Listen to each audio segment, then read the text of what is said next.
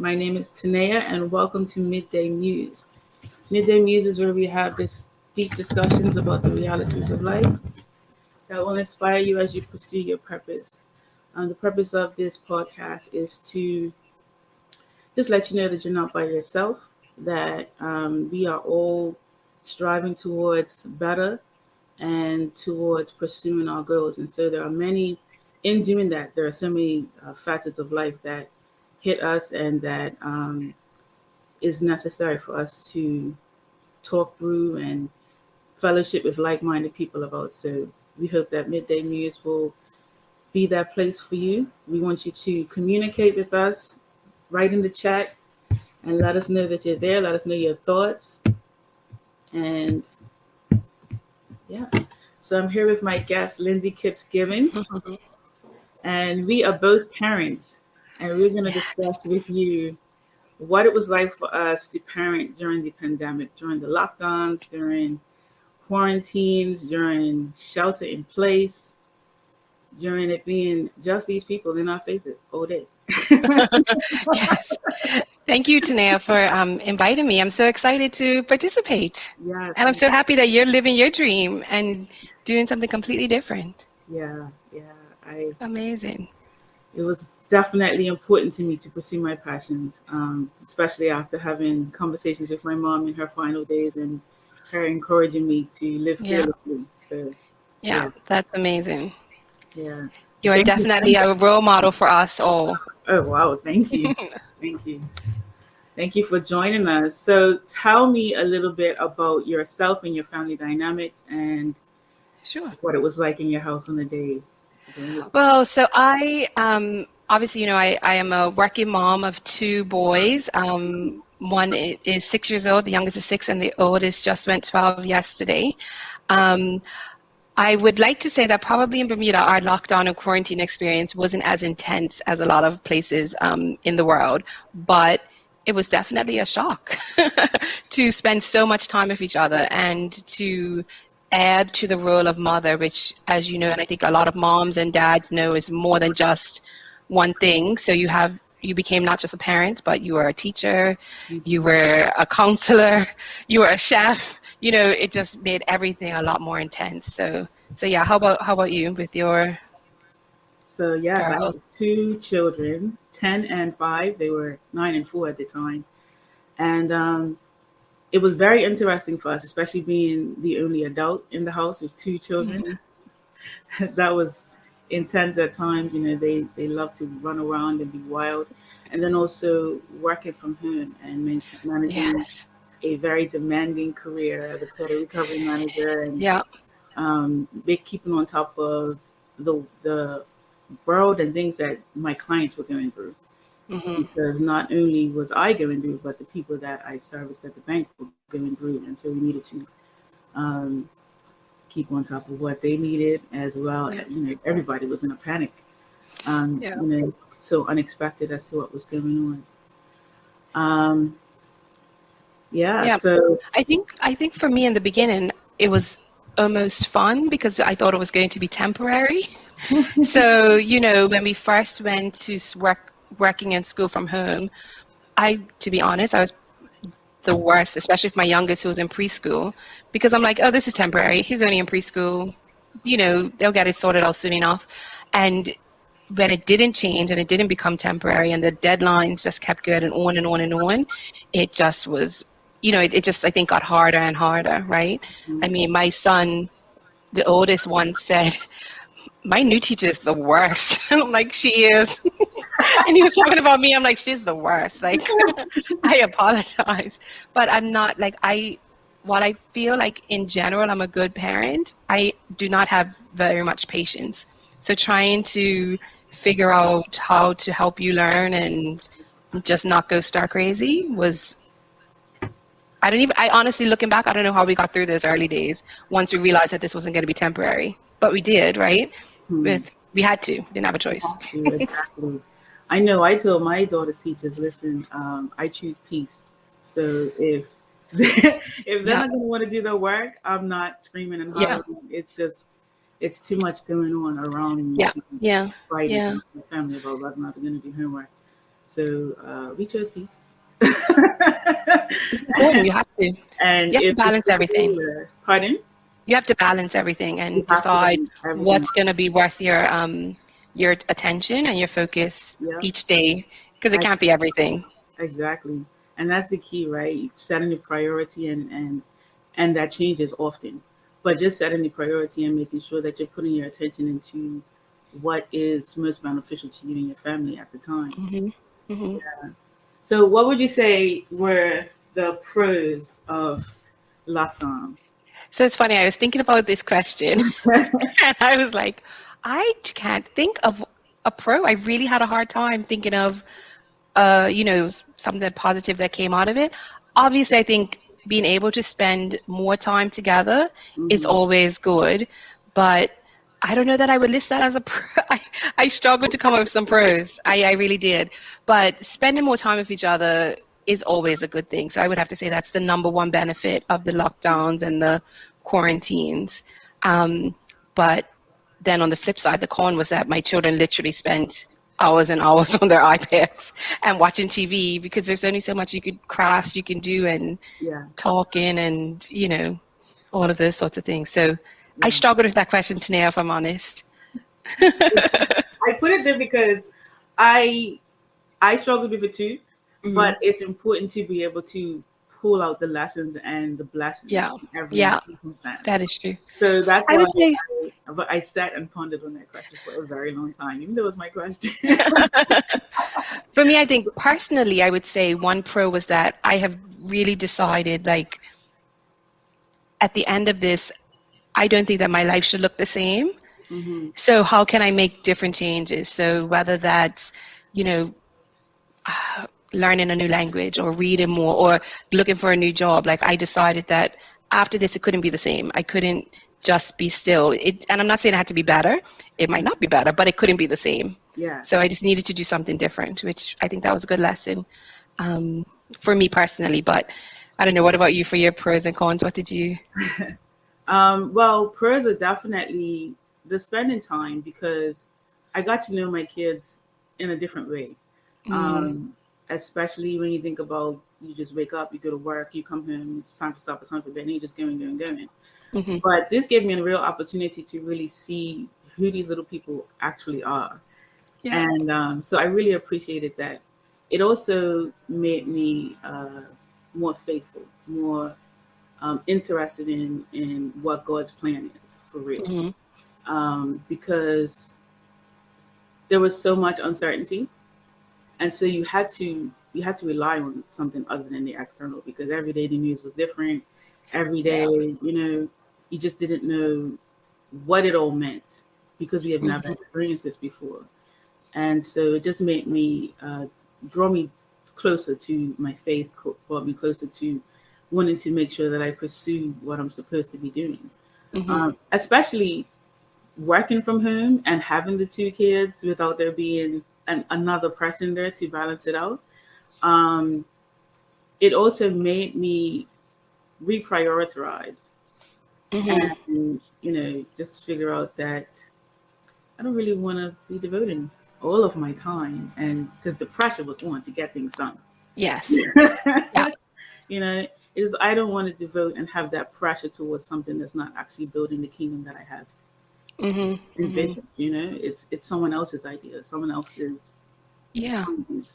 It's fine, but it was That's just not like, what you wanted for you. yeah, Yeah. it's not what I wanted from me, and so it just Yeah. made me more courageous, more faithful, and yeah, just getting to know those kids, man. Yeah. Well, I already knew that I call my house a mini frat house because Hmm. obviously I live with two little boys and then a husband. So I'm definitely outnumbered. But it definitely, the pandemic and being home all the time heightened those tendencies of my children to be little frat boys. And they definitely, the personality and their humor, I 100% live with two comedians. So they kept me laughing the whole time. And, they're just so funny. And I Hmm. guess I would have missed a lot of it if we hadn't had all that time together, you Yeah, know? So it was very interesting to, like, they just make me laugh all the time, which I love. So I Yeah. love a good joke. My girls too is just amazing. We love like they are different parts of me, so Mm. it's funny to like watch myself play out. They're their own individuals. Don't get me wrong, but they have different aspects of me as well. So we Yeah. all love music. We all love to dance. So at any moment, you'll see two little people come next to you and start twerking and dancing. I'm like, Jesus. I love that though. I love that. Just the jokes and everything. And we took a lot of walks and Mm. went to the water a lot. And it's funny, they would like no, they're like, remember when we went to the on a walk during quarantine or we went to Horseshoe Bay? It was so fun. I'm like, yo, don't know, that was keeping you alive. Yeah. Yeah, yeah, yeah. I think the best thing was that we tried to keep the same routine. Hmm. So, as much as possible, we weren't perfect, obviously, but going to bed at the same time, waking up at the same time, because otherwise, I don't know how I would have survived. The kids were, everything was so up in the air that we needed to keep some little bit of normal life. So I think your walks are probably the same thing, Yeah, keeping a bit of normal going on, so that we could just get through each day. yeah. But Like they weren't going to bed on time, girl. no, We didn't know night and day at the end of the day. I would say not every day. We didn't get to bed on time every day, but we tried as much as possible that bedtime was still Yeah. at 8:30 in bed, that type of stuff, and still persuading them to get a bath every day, even though you weren't going to. Like, no, you still have to get a bath. The Like, you mamas still have to that get a went to bath. bed, oh, where we're going, you don't need to get a bath. No, You still need to get a bath, and you still need to brush your teeth, and you still need to put on clean clothes. Like, come on now. We have yeah. to be a little bit the same. So, what were, I mean, I know there are a lot of cons, but what were some of the cons that kind of stood out for you, and how did you navigate around those? I think again with the whole pros and cons question, I had a hard time with the cons as well. Like it just Mm. maybe it's just because it's all a blur now. Yeah. Um, but I think the con was still me trying to do everything that I did before for work, Hmm. everything that I did before as a parent, Hmm. and trying to keep all of that, all of those balls up in the air, despite the fact that there was a global pandemic going on. Hmm. Like it didn't matter if you gave them pasta 3 nights in a row, but I was still saying, oh no, we had pasta on Monday. I can't give it to them on Tuesday. Who Right. cares? Like, why are you stressing yourself out so much about those things that don't matter, at the end of the day?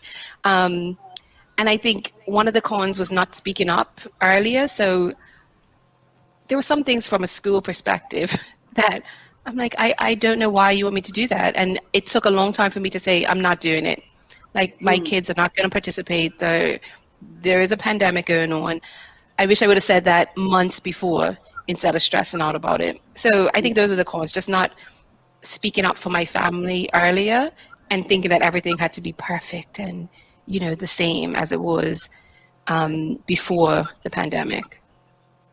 So, how do you? Is it more freeing now that you It relinquish is, the level of? because I honestly, like, I feel like I don't care anymore. Yeah. And in a different way. So I still enjoy my job. I still put as much as I can into it. Mhm. But it doesn't have to consume. Like in the beginning of the pandemic, because my kids were working, doing school, I would wake up sometimes at 4 a.m. to do work stuff so that I could not be on doing stuff the beginning of their school day. Yeah.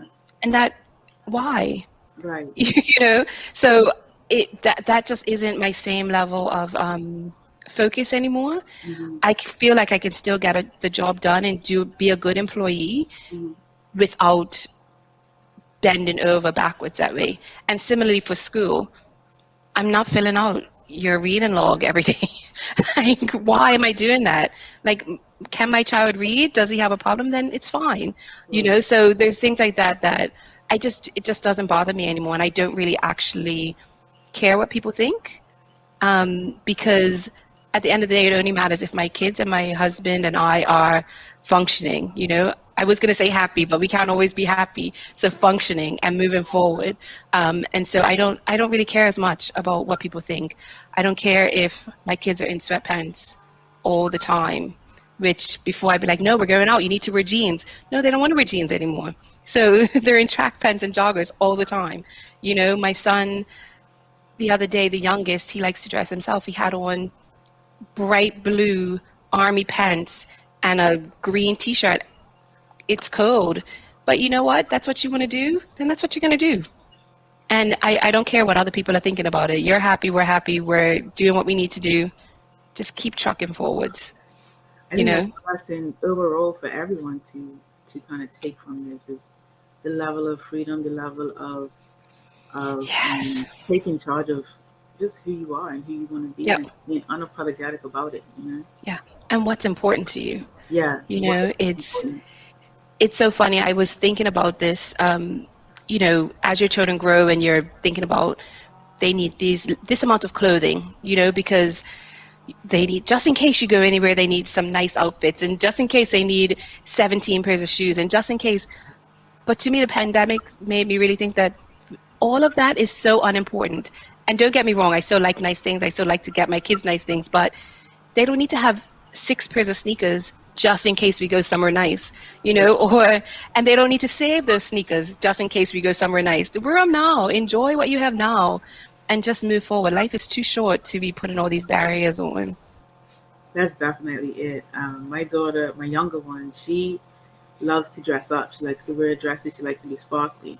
So we're going to the grocery store and she's going the sequins dress. And I love it. Some rusty sneakers. Yeah. That's what you want to do. That's fine. So what did you learn about yourself that, especially, what surprised you that you learned about yourself during this? I think it surprised me just how impatient I am. Like, I always knew that I was impatient. That's never been my strong suit, and I try to work on it. But I think during this period, it's taught me just how impatient I am. But not only that, just how much it affects my kids. Mm-hmm. So, like, with school, for example, sometimes I think that my child should just get it. Like, why don't you know how to do that? Like, I don't understand. Like, you should know how to do that. And I'm trying to explain it to him, especially my oldest, and he's like, Mom, you're not making any sense, or, you're not understanding what I'm saying. And I'm just like, oh, just do it however you want. And I've come to realize that my impatience is definitely a fatal flaw and something that I need to work on even more. It was the pandemic definitely brought that out, or just trying to say, okay, can you just wait a minute? And then my frustration level just, so that was just how impatient I am was a big surprise. I thought it was a small problem today. It's actually a big problem. Yeah. It's no better over here, sir. This is a safe space, so we could share this type of stuff with everybody. Exactly. Safe. But yeah, definitely just my patience level was a surprise for me. I thought that I had it a little bit more under control. No. I'm getting there. I learn every day. Every day I make small steps to be better. Well, that's what it's all about. Just ever forward, no matter how small the step. Even recognizing when you do. I definitely had to learn my triggers, and even learning how to explain where I'm coming from to my children. That's not something that you normally do. You do what I say. Just being more open with them about why I say what I say, why I feel what I feel. And even shifting from just being mommy who you just clean your room, to just do that, to now being more human with my children. Because you can only hide for so long from the people that are right there. All day. 24 hours a day. Yeah. So there's all the walls kind of come down, and we became closer as far as if I cried, they saw me crying. There was no running in the room and hiding and crying, and then you come out and everything's They were in your room, they were in your bathroom, they were everywhere. So, you can't hide, which goes back to your point about just being unapologetic about who you are. It just helps you to be more brave. You're right. I think one of the other things I would say that I learned was, like, we say now to our kids, I'm trying to think how best to phrase it. but we're more willing to say that we don't know, or, Wow. you know, if my son was crying before about something, and I still am not great with this, but I was just like, why are you crying? And it's more like, let's think about it. He's never been to school in a normal environment. He doesn't get to play with his friends. He can't, do all of the things that he did 2 years ago. Yeah. And it's all just coming down on them too. So I think being able to just say, you're having big emotions and I understand, Yeah. instead of just, why are you crying? Stop crying, or whatever it is.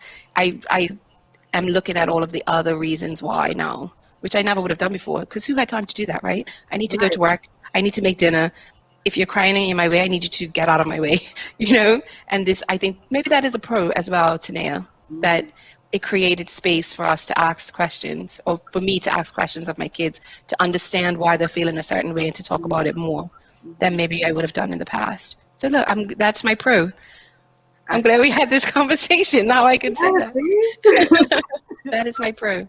Yeah, it's important to recognize it. I mean, troubles and trials will come no matter what. And so, but it's all working together for good. Hmm. And so you have to Hmm. sit down and figure out, okay, what is the lesson here? What's supposed to happen next? What do I do with all of these things that just happened? Hmm. Yeah. And you have to put it together in order to step forward. It's easy to just get bugged on with what's wrong and feel stuck and not Hmm. be able to press forward. But yeah, it's not it's takes some work, but Yeah. step by step, if you pull out the good things, then it'll work out. I was thinking I had a question for you too, because I'm trying to figure this out for myself. So how is 2022 COVID parenting going to be different from 2020 and 2021? So I kind of feel like 2020 was survival mode, just Mm-hmm. figure it out. Well, however you have to get to the end. In my opinion, 2020, the ends justified the means. Like, as long as you got there and Yeah. everybody was still alive, healthy, physically and mentally, then you were okay. Mm-hmm. 2021, for me, I think I got a little bit more hopeful that it was going to be more normal, and that didn't happen. So Mm-hmm. then it was sort of depression era. But what does 2022 mean? 2022 is definitely more intentional. I think this is the time where we definitely need to set the vision for what our families are gonna be. You know, I definitely saw. I didn't really have to like. I knew what I wanted to do, as far as I want to travel. I want to go to Ghana. I want to do different things. But it definitely the past 2 years made me more specific about not only what I want to do, but how I'm going to do it. And so with taking all the lessons learned from survival mode, taking because I had the way you described it is exactly my 2021, 2020, 2020. Let's just get there. I don't care what it looks like as long as it's done.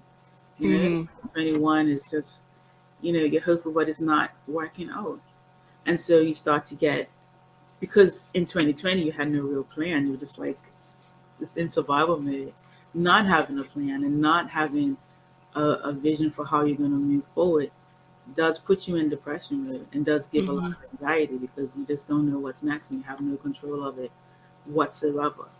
So I think for 2022, as far as being plain about the vision that you have for your family, for yourself, for each individual kid, and I don't mean that by saying, okay, you're going to be a doctor, you're going to be a lawyer. I just mean like my vision for my children is for them to help them on their journey of figuring out who they are and what they're supposed to be here for, Mm. and being open to helping them get there. Um, Even if it's unconventional, just be okay with it Yeah. and steer them in the direction that they are showing their passions and showing the flowers for. And so just like my older daughter, she loves to sing, dance, and she wants to be a model and she wants to be a celebrity. Hmm. I love that.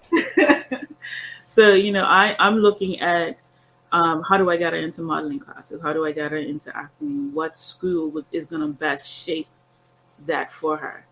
What environment is best for her. And at the same time, not leaving out who I am and what I need and what I want.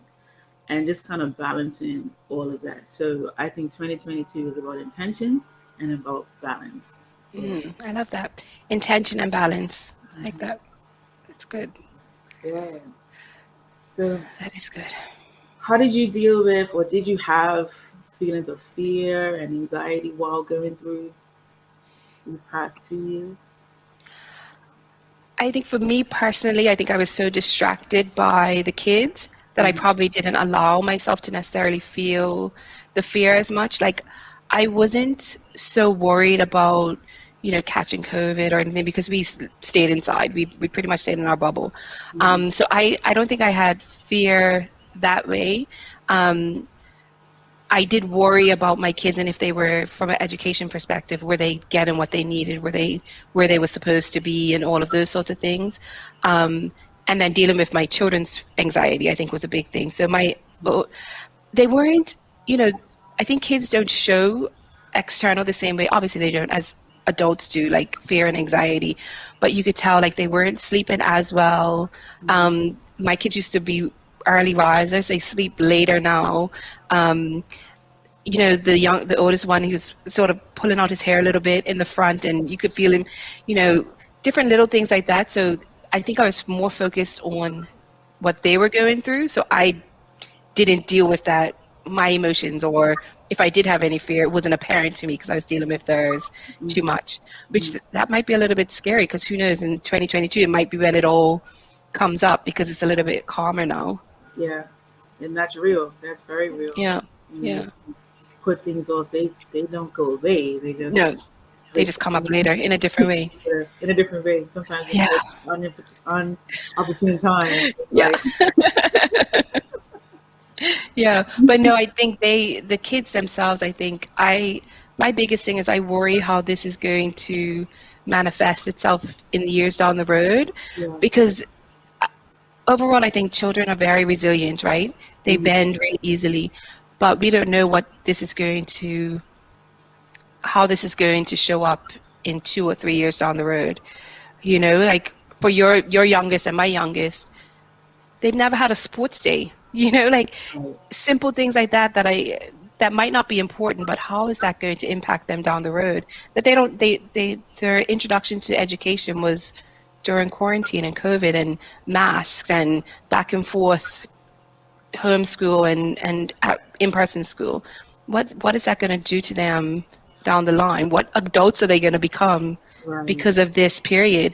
That to me is what I think is the fear that I have, that it's going to impact them in a negative way, and we're not going to know until later on down the road. Yeah. But I think that's why conversations are important, and why it's important for us to be open with our children and not hide. That's the parenting of the past, really, to hide from your kids and just always put the best foot forward. You're always, mommy, make sure that the house is clean. Mommy, make sure that my bag is packed and everything. She's always smiling. She's always smiling, But now, like I said, you can't hide. And so being more transparent makes your kids more transparent. Yes. Yep. That's a very good point. I think if we keep those conversations going and and then we can kind of pick up on where they kind of maybe go astray and say, let's bring that back. So I think definitely talking. And my older daughter, she bites her nails now. And she will just sit and think. And sometimes I'll see her hands and I'm like, what were you thinking about? And she'll be like, thinking about you catching COVID, or thinking about what if you die? And it's just it's amazing just how much these guys have been impacted. Like you said, they are resilient, but and as much as I've tried to shield them from the news, like I didn't have CNN sitting up on TV. I watched the stuff, but it kept it in my headphones so that they weren't hearing it. But just being on lockdown and just being away from their friends and just not understanding what is this all about, and then with Bermuda being so small, the separation is easily felt because we're Hmm. together. We were Yeah, always together, even the roads are small. You're exactly, in exactly. each other's faces nonstop, it's a small island. But now everybody was separated out, and it's just Yeah, the yeah. family in this isolated place. They definitely recognized it. And now today, she'll say stuff like, I don't know, I don't feel like interacting today. Yeah, You need people. I don't. I'm not yeah. feeling It's funny. So my sister, we spend before the pandemic and even now, probably Saturday or Sunday we'll be with each other. And so when we first went into lockdown and they did the bubbles and we couldn't cross households, Yeah, I think that was the toughest for them because they were just so used to being in each other's presence yeah. every weekend, and even things like getting in the car and driving to school. We were together and different things. So I think that was hard. Or similar with the isolation comment and not wanting to socialize. My kids would like look out the kitchen window and be like, "Why are they playing so close?" You know, because they're so 6 feet apart, and then you see the neighbors' kids playing on the lawn all together, and they're not supposed to be that close, and they can't do that, and what if, and they have a whole new lingo, these kids, with all of this. They do. It's amazing. Even my little one, she already knows. We get in the car, she puts on the hand sanitizer. Like Hmm. it's a whole thing. Yeah, yeah. And I think from the social aspect, do they, even small things, like we got a note home just today that said, please don't send your kids to school, let your kids bring any toys to school Mm, because they like to share. And with the new phase 1 that we're in now, that they can't share toys. right. So how do they learn how to share and interact with other kids, and you know all of those lessons that they would have learned just in regular play that they don't have the opportunity to learn? Yeah, yeah. It's gonna be something to watch it play out. Oh, Like you said, yeah. But they're she far smarter than us, so I do think that overall they will be okay. that is But true. it's getting there. That is true. I must say, my 5-year-old thinks of things and comes to such two different conclusions that I think I would have been much older to come to Yeah, these, different realizations and things like that. And she's just on it. She's so fast. Just, yeah. They just you have so much more knowledge in their little brains than we that I think even me now at 40 compared to them at 5 and 6, I'm like, I just think that you have so much more going on up there than I do, you yeah. know. Or my eldest son, I don't know if you've heard of this game Wordle. That Word. Yeah, you have to check it out. It's this new word game. It's You have to figure out the 5-letter word, and my son beats me every single day. You have 6 chances. He has gotten it in 2 or 3 chances every day, and I am taking 4, 5, or 6 times in order to get it, and it is driving me bananas. But I'm like, he's just smarter than me. Like in some ways. Don't tell him I said that. Whoever's listening, but They're gonna be some of it, like they're right? just. I think they're so much more clever than I was at their ages. Mhm. But It's the truth. It's the truth. So, what did you do most of all to pass the time with your family? we play cards a lot. Hmm. We watch way too much TV. Um, you know, we I had this big plan at the beginning that we were gonna I was gonna teach my oldest son how to cook, and all of this. I didn't do any of that. We downloaded Duolingo so we could learn a language. I did not do any of that either. So we did a lot of playing board games. Snakes and Ladders is a personal favorite. We got some video games. We did, I can't remember the guy's name. He's a PE teacher from the UK that did videos. So we would do those because it was part of the school What the curriculum. We school? would Oh do yes, Mr. Joe, I think his name was, something like that. a Can't remember his tall, name. tall black guy, right? No, no, this is a white guy from the UK. Okay, I think so his yeah, name is that's the Mr. one Joe. that Anaya School would have us play. And oh right, ready? Let's go. You would have us in the living room doing That's exercises. Oh funny. my god. Yeah. And Miles's art teacher, um, Miss Simmons, who's phenomenal, she would give them little lessons, and then we would all end up doing the art project, which was really fun too. Like once we did learning how to dye paper with food coloring and shaving cream, Oh, cool. which was messy but really fun. And yeah, we just did a lot of board games and TV watching and reading. We did a lot of, like, my oldest really likes to read, so he got a new series, and he's been flying through those over the last 2 years. It's like 20 or something books in the series, so he's going through all of those. But yeah, all of the big plans that we had, to like exercise every day and build muscle and be all of that, none of that happened. All of the super, super productive stuff didn't happen, but we did learn really good. I could beat them all at X and O's now, but they've learned my tricks, so now they're, Yeah, be my able to daughter beat me learned my sometimes. trick. She beats me now. She's so excited because I don't let her win when we play games. Me either. I feel Thank like, you. See, we're on the same page there. yeah, my when I was used to play games with my mom when I was little, she would never let me win. And then if I cried, she would sit back and be like, "You want to win or not?" She was heartless, but I could play. No, Exactly. especially like Yuka, Spade. I could play. Yes, I'm not letting you win. Definitely not letting you win in cards. And I might even cheat so that I could make sure that I win. But I'm not letting you win. It's not going to happen. Yeah, no. Mm-mm. I already let you have too much anyway of me, so I can't let you beat me in cards. See, this is the exact logic. Like you're taking everything. Let me. I cannot. Mm-mm. But no, other than that, I think, yeah, we didn't do, looking back, I'm nothing too exciting, but it was definitely, or one thing that we did do, my kids, because, the Zoom calls, and because we both worked for the same organization, obviously we're talking to people all across the world. So they got very interested in places like Sri Lanka and India. And so we would look up stuff and, different facts about those places and things like that.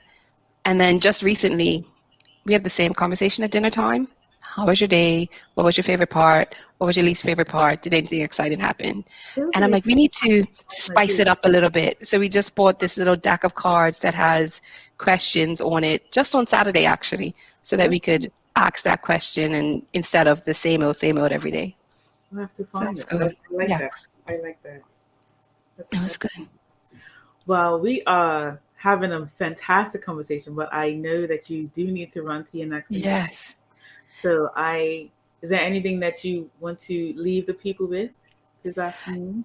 And maybe just one thing, like I remember my mom said when I first had kids, she was like, it doesn't really matter what type of mom you are, or if you're the perfect mom, or if you're doing things by the book, because your children don't know what this perfect mom is supposed to be. So you're trying to meet this standard that they don't even care about. You just have to be the perfect mom for them. Yeah. And I think for moms, dads, caregivers, it doesn't matter what somebody else is doing or how somebody else does something. As long as you're doing it to the best of your ability and you're doing what's right for your family, that's all that matters. So I think that's what best advice I ever got. Excellent words of wisdom, for sure. For sure. Thank you so much, Lindsey, for joining me today. Thank you for having me. Thank you. And I loved it. I loved it too. This was wonderful. Wonderful. And have a great day. Talk to you again. Bye.